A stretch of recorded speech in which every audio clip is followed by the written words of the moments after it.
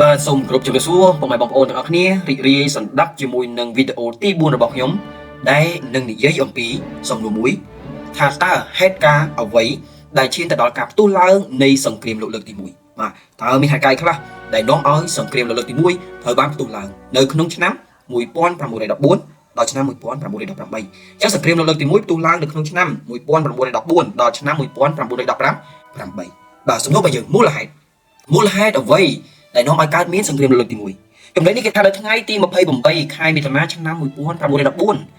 លោក Frank Ferdinand ត្រូវបានធ្វើឃាតដោយ Gavrilo Princip ដែលជាអ្នកជាតិនិយមសេប៊ីនៅទីក្រុង Sarajevo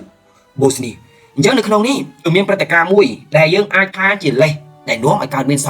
សង្គ្រាមលោកលើកទី1គឺព្រឹត្តិការណ៍ការធ្វើឃាតរាជទាយាទរបស់ប្រទេសអូទ្រីហុងគ្រីដែលមានឈ្មោះថា Frank Ferdinand ឬក៏ Francois Ferdinand បាទហ្នឹងឯងដោយឃាតករហ្នឹងគឺមានឈ្មោះថា Gavrilo Princip ដែលជាអ្នកជាតិនិយមសេប៊ីអញ្ចឹងនៅក្នុងហ្នឹងព្រឹត្តិការណ៍ហ្នឹងនៅថ្ងៃទី28មិថុនាឆ្នាំ1914គឺជាព្រឹត្តិការណ៍ការធ្វើឃាតរាជទាយាទនៃប្រទេសអូទ្រីហុងគ្រីពីសំណាក់អ្នកជាតិនិយមសេប៊ីតើពីណាគេទៅគឺឈ្មោះថា Gavrilo Princip ឬក៏ពីណាគេឈ្មោះថា Frank Ferdinand បាទអញ្ចឹងយើងមើលរូបភាពនេះគឺជារូបភាពដែលសបញ្ជាក់សបង្ហាញឲ្យយើងដឹងអំពីការធ្វើឃាតរបស់រាជទាយាទនៃប្រទេសអូទ្រីហុងគ្រីដែលមានឈ្មោះថា Francois Ferdinand ឬក៏ Frank Ferdinand ហ្នឹងឯងបាទអញ្ចឹងហើយមានពួកអង្គពីរសំខាន់ទី1គឺរាជទាយាទនៃប្រទេសអូទ្រីហុងគ្រីមួយទៀតគឺឃាតករគឺមានឈ្មោះថាលោក Gavrilo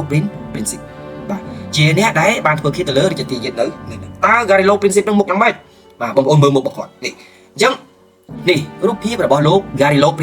Princip ដែលជាជនដៃដោឬក៏ជាឃាតករនៅក្នុងការសម្លាប់រាជទាយាទនៃប្រទេសអូទ្រីហុងគ្រីដែលជាអ្នកជាតិនិយមសេប៊ីអញ្ចឹងអាហ្នឹងជាព្រឹត្តិការណ៍មួយដែលជាឈ្នន់នៅក្នុងការបញ្ឆេះឲ្យកើតមានសង្គ្រាមលោកលើកទី1កើតមានឡើងបាទឥឡូវក្នុងផែនទីនេះខ្ញុំចង់បង្ហាញបងប្អូនអំពីទឹកដីយើងយកមកអូទ្រីហុងគ្រីសេប៊ីឃើញកន្លែងសារ៉ាយេវបងប្អូនឃើញសារ៉ាយេវអញ្ចឹងមានន័យថានេះការធ្វើឃាតហ្នឹងគឺនៅប៊ូស្នីនៅទីក្រុងសារ៉ាយេវនេះនៅកន្លែងនេះដោយរាជទាយាទនៃប្រទេសអូទ្រីហុ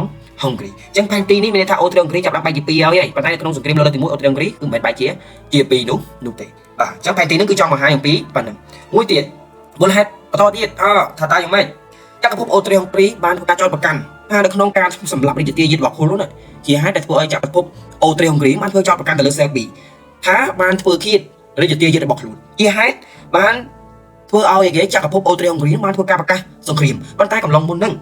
ចក្រភពអូទ្រីហុងគ្រីនឹងបានធ្វើម៉េចបាទគឺបានដាក់អសានវត្តទៅលើសេប៊ីភ្លាមហ្មងប៉ុន្តែមុននឹងពេលដាក់អសានវត្តទៅលើសេប៊ីភ្លាមអូទ្រីហុងគ្រីនឹងក៏បានតែម៉េច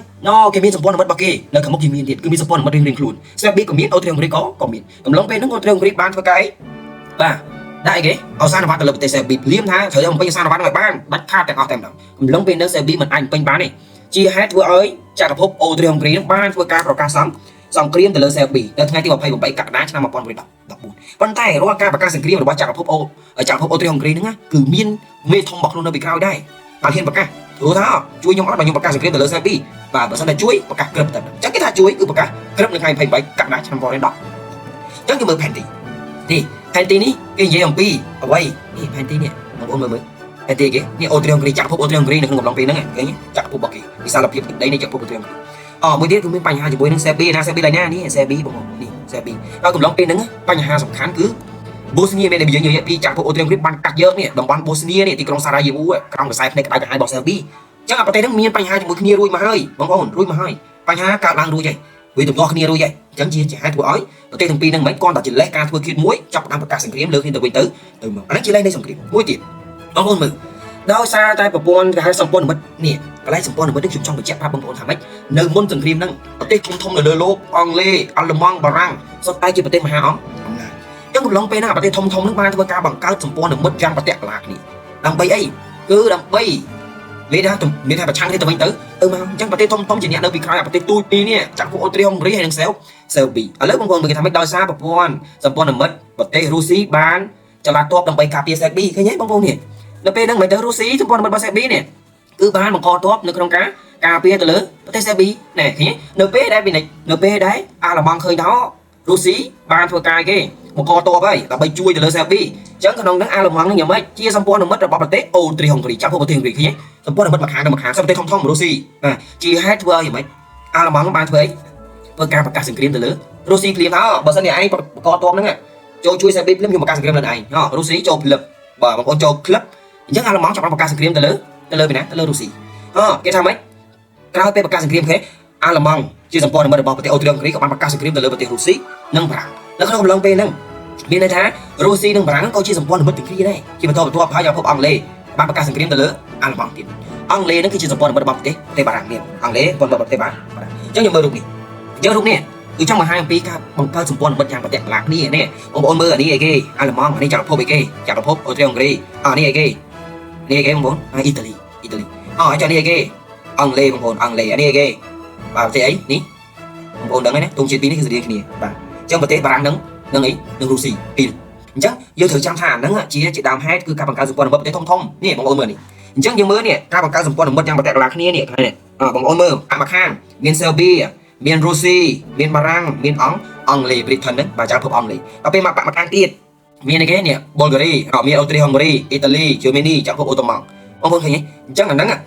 វាគឺជាដើមហេតុការបង្កើតសម្ព័ន្ធមិត្តយ៉ាងប្រតិកឡាគ្នានៅមុនសង្គ្រាមហ្នឹងហើយយកអាលេសទូចមួយគឺការធ្វើខេតហ្នឹងយកធ្វើជាលេសនៅក្នុងការបង្កើតឲ្យមានសង្គ្រាមជាឈ្នន់នៅក្នុងការបង្កើតឲ្យមានសង្គ្រាមឬប្រៀបដូចដេកេសអញ្ចឹងបាទដូចដេកេសអញ្ចឹងបាទដែលនាំឲ្យកើតមានភ្លើងសង្គ្រាមកើតអញ្ចឹងសំណួររបស់យើងហេតុការអ្វីដែលឈានទៅដល់ការផ្ទុះឡើងនៃសង្គ្រាមលោកលើកទី1គឺព្រឹត្តិការណ៍លេសដែលនាំឲ្យកើតសង្គ្រាមគឺការធ្វើឃាតរីករាលដាលនៃប្រទេសអូស្ត្រាលីហុងគ្រីពីសម្រាប់សេលប៊ីប៉ុន្តែអាប្រទេសទូពីគ្រាន់តែជាលេសប៉ុន្តែវាមានសម្ព័ន្ធមិត្តធំនៅពីក្រោយដោយមកខាងមានសេលប៊ីមានរុស្ស៊ីបារាំងអង់គ្លេសមកខាងទៀតមានអីគេ